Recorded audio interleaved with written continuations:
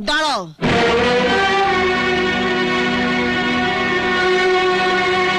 কার অনুমতি নিয়ে তুমি বাড়িতে ঢুকেছো?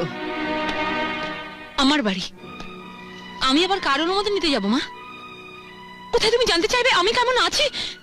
তা না বলে বলতাম, যদি সুটকেসটা হাতে করে না নিয়ে এসে রাকেশকে সঙ্গে করে নিয়ে আসতিস তাহলে বলতাম। আমি বুঝতে পেরেছি তুই নিশ্চয়ই এই বাড়িতে কোনো ঘটনা ঘটিয়ে এসছিস। ঠিক তাই, আমি ও বাড়িতে আর যাবো না। আমি একেবারের জন্য চলে এসেছি।